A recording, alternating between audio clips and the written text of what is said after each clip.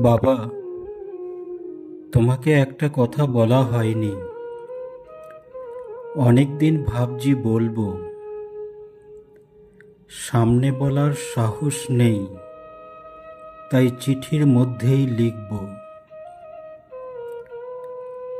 আমরা ভালো আছি বাবা। তুমি কেমন আছো? কাজের লোক আসছে? জানো তো, এই শহরটা এখন অকাল বর্ষণ, সব কিছু যেন ভাসছে।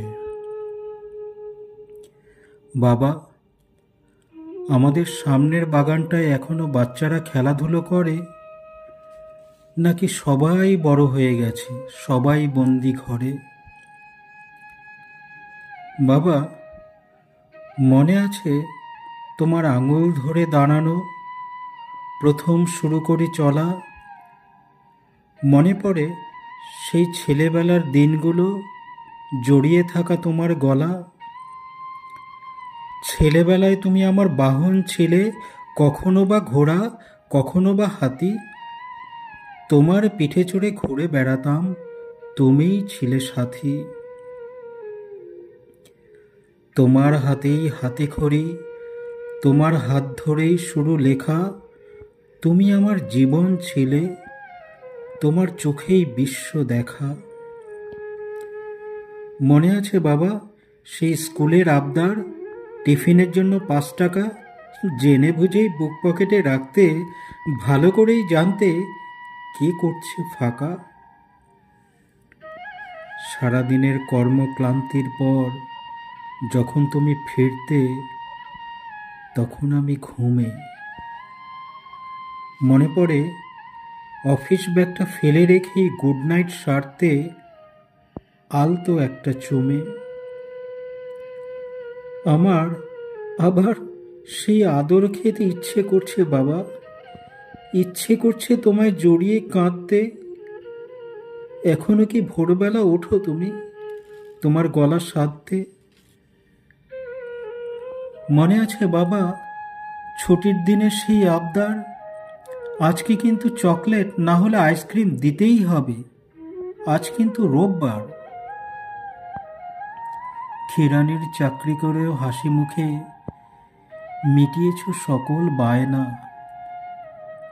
জানো তো বাবা, তোমার নাতিও এখন খুব বড় হয়েছে, পায় অনেক মাইনা।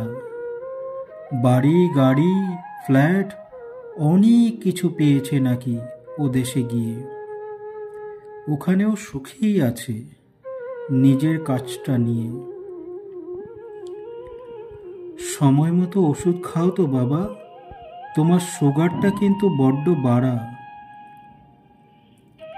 খোকনকে জানো, চিঠি লিখেছি 2 মাস, এখনো দেয়নি কোনো সাড়া। জানো তো বাবা, সেদিন ডাক্তার দেখালাম, আমারও সুগার ধরা পড়ল। গিন্নি বললে বাবার মতোই রোগের বংশ ধরল। অনেক দিন পর ওর মুখে তোমার নামটা শুনে বুকটা কেমন কেমন করল। তাই চিঠি লিখছি বছর 10 পর, ভেব অভাগা ছেলের তোমার মনে পড়ল। তোমার হয়তো চুল পেকেছে, মাথায় পড়েছে টাক, গায়ের চামড়াও আলগা হয়েছে, কোমরে ধরেছে বাঁক। সত্যি কথা বলতে কি জানো, আজ আমার জীবন সার্থক বাবা। তোমার ছেলে আজ তোমার মতোই শূন্যতা ঘিরে শুধু ছেলেবেলা ভাবা। এখন বুঝি আমাদের চলে আসার সময় তোমার ওই মুচকি হাসিটার মানে। হাজার কষ্ট এড়িয়েও ওই শুকনো হাসিটা এখন এ অভাগা বাপটাও জানে। জানো তো বাবা, এখন মাঝে মধ্যেই ঘুমের মাঝে তোমার ওই ডাকটা, খোকন গেলি কই, কানে বাজে। মনে হয় আমার খোকনও বুঝি এসে বলবে, চলে এলাম, আর ভাল লাগে না ওই দূরের কাজে। যাই হোক বাবা, তুমি ভালো থেকো। তোমার বয়স তো হলো 80। সত্যি কথা বলতে, বাবা শব্দটার মানে বোঝার পর আমি এখন তোমায় আগের থেকে অনেক ভালোবাসি। আমার করা ভুলের কোনো ক্ষমা নেই, কোনো প্রায়শ্চিত্তও নেই জানি, কিন্তু তোমার পাওয়া কষ্ট ও শূন্যতার অর্থটা আজ আমিও জানি। যাই হোক, আর বেশি কিছু লিখছি না বাবা। সুস্থ থেকো তুমি। তোমার পথেই পথ চলা শুরু হয়েছে, তোমার মধ্যেই আমি।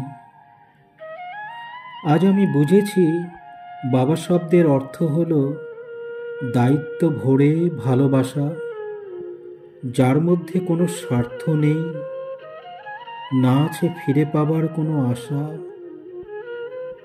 সব শেষে এটুকুই বলি সব সন্তানেরে, আমি যে করেছি ভুল, সেটা তোমরা যেন না করো কোনো দিন।